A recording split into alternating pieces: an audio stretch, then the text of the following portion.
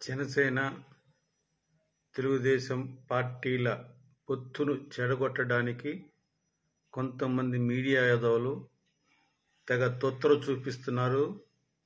తెగ అలవాటు పడిపోయారు. వాళ్ళు బాగా డబ్బులు మేసి డబ్బులు దోచుకొని ఆ డబ్బుల మీద ఈ జర్నలిజం చేస్తున్న కొంతమంది మీడియా యాదవులు ఒకే పని మీద ఒకే ప్రకారం జనసేన పార్టీని, తెలుగుదేశం పార్టీల పొత్తును చెడగొట్టాలని పవన్ కళ్యాణ్ గారు ఎక్కడికి వెళ్తే అక్కడికి ఆయన పార్టీ అభ్యర్థులను ప్రకటిస్తున్నారని, ఇన్ఛార్జీలను ప్రకటిస్తున్నారని, ఈ మీటింగ్లో పెడుతున్నారని, వీళ్ళు ఇక్కడ డిసైడ్ అయిపోయారని, వీళ్ళు ఇక్కడ ఈ వ్యక్తి ఇక్కడ డిసైడ్ అయిపోయారని, ఇట్లా రకరకాలుగా ప్రచారాలు చేసుకుంటూ పబ్బం గడుపుకోవాలని ఏదో రకంగా ఆ లోకల్ ఉన్న తెలుగుదేశం పార్టీ యొక్క అభ్యర్థులు, ఆ కార్యకర్తలు ఒక రెచ్చగొట్టే ధోరణులతోటి వీళ్ళ యొక్క టీవీ ప్రసారాలు, మీడియా ప్రసారాలు చేస్తూ పబ్బం గడుపుతున్న యదవులకి ఎందుకు ఆ తొందరపాటు అని అడుగుతున్నాను. దోచుకుంటే డబ్బులు దొబ్బేయండి. బాగా దోచుకున్న డబ్బులు ఉంటాయి కొన్ని పార్టీల దగ్గర, అధికారంలో పార్టీ దగ్గర మరీ ఎక్కువ ఉంటాయి. అవి తోచు తినండి, శుభ్రంగా తినండి. కాస్త జర్నలిజం అనేది ఏంటి, జర్నలిజం అంటే ఏంటి, మీడియా వ్యవస్థ అంటే ఏంటి, కాస్త కూస్తో ప్రజలకు సేవ చేయాలి కదా. పేరుకేమో ప్రజలకు సేవ చేస్తామని చెప్తారు మీడియా వ్యవస్థలో. ఆ టీవీ నేను అడిగితే మరీ ట్యూమ్ వచ్చాడు, పందులతో సమానం వాడే చెప్తాడు, వాడే పెద్ద పందివాడు ఆ టీవీ నైన్ వాళ్ళు.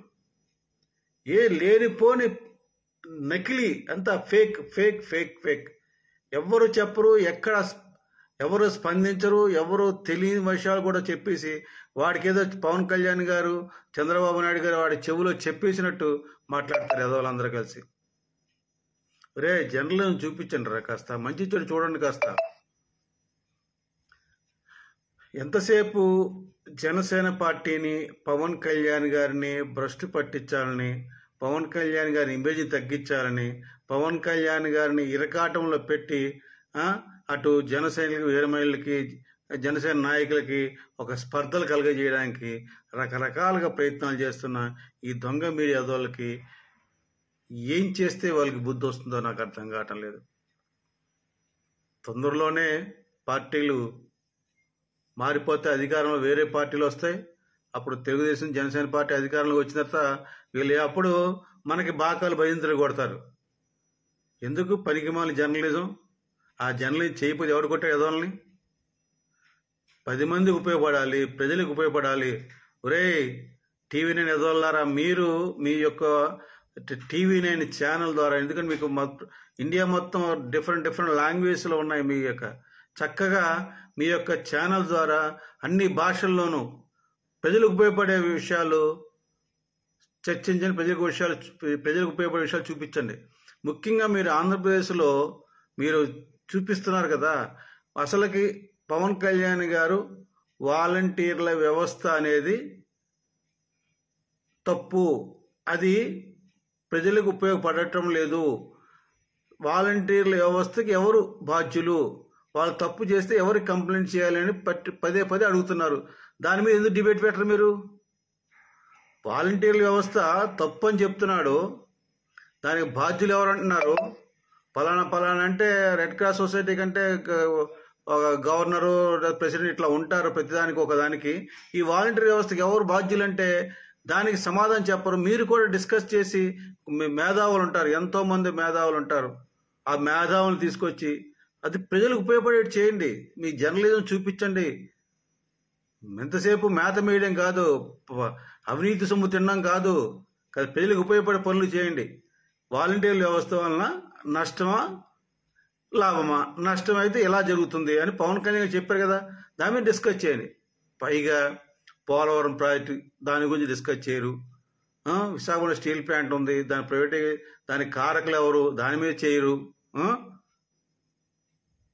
వైజాగ్ రైల్వే జోన్ రావాలి, దాని మీద చేయరు. ఏది ప్రజలకు వచ్చి ఉపయోగపడి ఏది చేయకుండా కేవలం పవన్ కళ్యాణ్ గారు వైజాగ్ వచ్చారు, 2 రోజులు పర్యటనకి వచ్చారు. ఇక్కడ ఈ క్యాండిడేట్ని, ఇక్కడ ఈ క్యాండిడేట్ గాజువాకిని, పెందుర్తని, అయితే భీమిలని, అది గాజువాకని బ్యాటింగ్ చేశారు.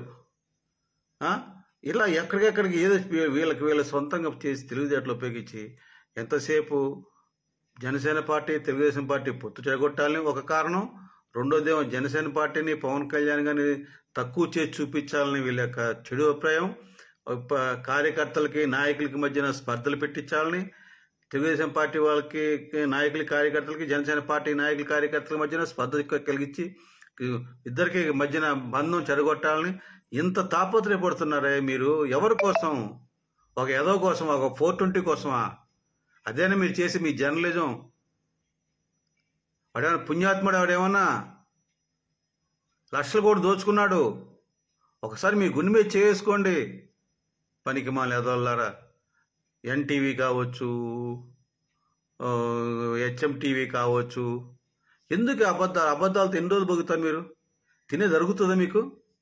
ఎంతకాలం బతుకుతారు మీరు? తెలుగులారా గమనించమని వేడుకుంటున్నాను.